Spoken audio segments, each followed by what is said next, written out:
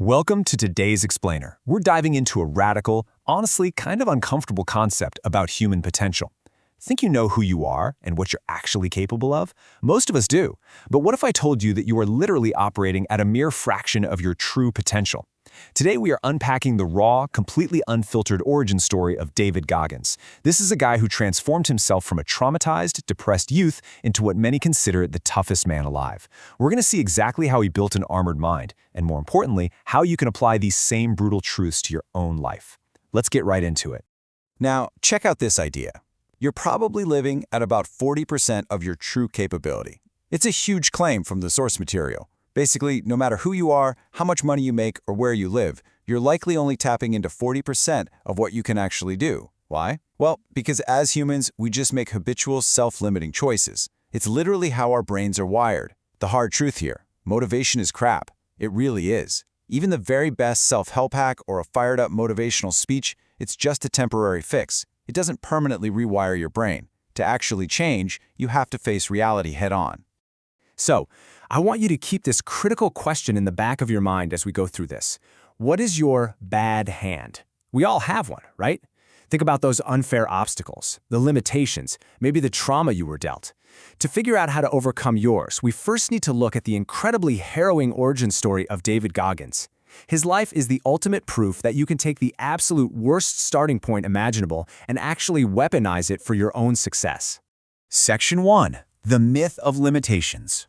We see this clash of mindsets perfectly when Goggins found himself on a panel at MIT. You had a tenured professor there claiming that humans have genetic ceilings, that there are hard limitations on mental toughness, and some things are simply, scientifically impossible for us. But Goggins pushed back hard. He referenced the ancient philosopher Heraclitus, who said that out of 100 men on a battlefield, 80 are just targets, 9 are real fighters, but one is a warrior. Goggins argued that there is always going to be that 1% who put in the grueling work to totally defy those so-called scientific odds. And honestly, he's living proof of that one warrior. Section 2. Surviving the Devil. On the surface, the Goggins family lived the American dream. Back in 1981, they lived on Paradise Road in affluent Williamsville, New York. We're talking white pillars, a Rolls-Royce, a Mercedes, and a Corvette in the driveway. The whole shebang. But as you know, glossy surfaces reflect much more than they reveal. The reality was a place called Skateland. This was a roller rink in the Maston district of East Buffalo.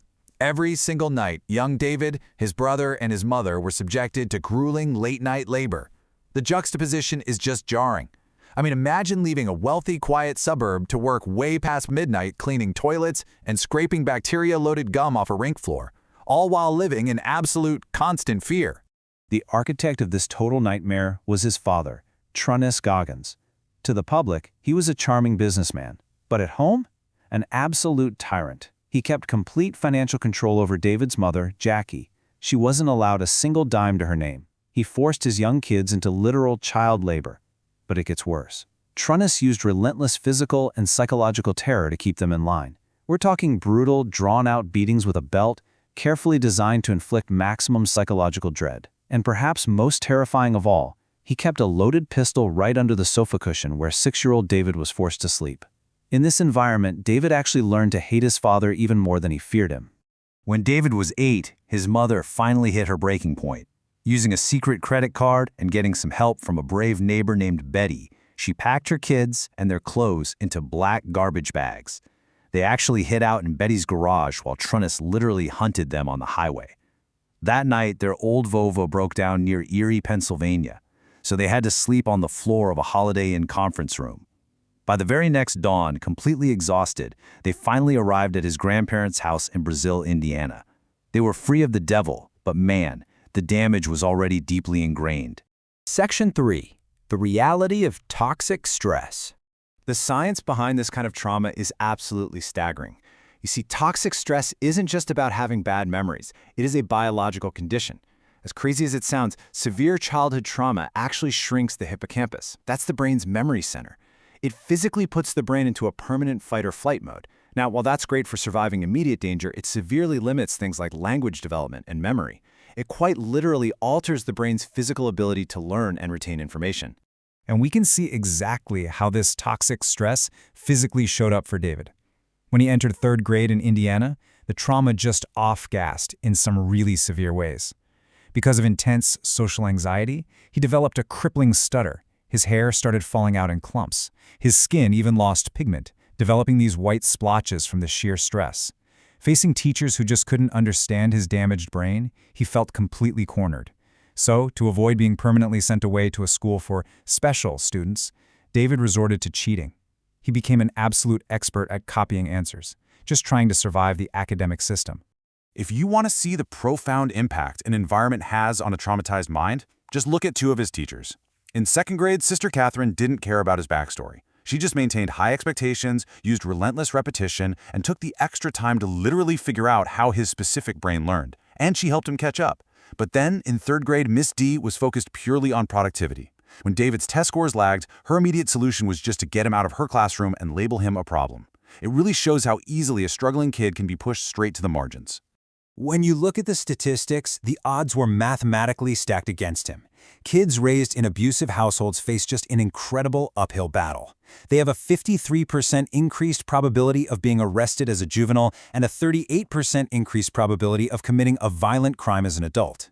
Based purely on the numbers, David Goggins was perfectly primed to become just another tragic statistic of the system. Section 4. A Savior Lost. But then, into all this darkness stepped Wilmeth Irving. He was a successful carpenter who started dating David's mother.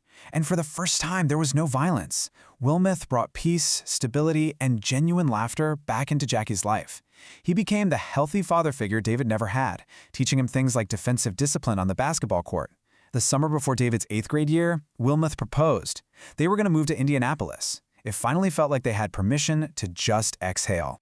But then came a completely cruel twist. On Christmas Day, 1989, everything was perfect. But the very next morning, Wilmoth told David he couldn't make it to his men's league basketball game that night, gave him a single wave, and drove off. Later that night, Wilmoth pulled into his garage, the house with the white lions, and was ambushed. He was shot 5 times in the chest and killed instantly.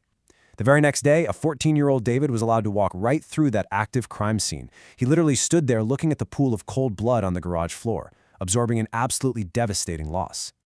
The psychological toll of this was just absolute. David realized, or at least he fully believed, that the world was just filled with human tragedy, and that it would keep piling up in drifts until it swallowed him whole. He couldn't even sleep in a bed anymore. He resorted to sleeping curled up in a fetal position on the floor, figuring that if he found comfort at the absolute bottom, there would be nowhere left to fall. He was completely beyond the pale. Section 5. Flipping your bad hand. To survive, Goggins had to face a brutally honest truth. Nobody was coming to save him. The bad hand that was his life was his, and his alone, to fix. As we talked about at the start, pep talks do not rewire the brain. You can't just life hack your way out of toxic stress and deeply ingrained trauma. Brutally honest self-accountability is the only way to break that cycle of failure. You literally have to take the pain and use it. Which leaves us with challenge number 1. It is time for you to take inventory. Step 1. Identify your own bad hand and your current limiting factors. Step 2. Write them down in minute detail in a journal. Seriously, don't be bland about it. Expose every painful truth, just like Goggins shared his dirty laundry. Step 3. Share it publicly on social media or accept it deeply and privately to strip away its secret power over you. And finally, use this inventory of pain, these really good excuses for why you shouldn't amount to anything, as the actual fuel for your ultimate metamorphosis. So, I'll leave you with this final thought. You have a choice to make. Will you let your bad hand crush you and become just another statistic, or will you accept it, own it, and use it as fuel to build an armored mind? It's time to stop being a victim of your past, and time to go to war with yourself. Thanks for joining me for this explainer. Get out there and start writing your list today.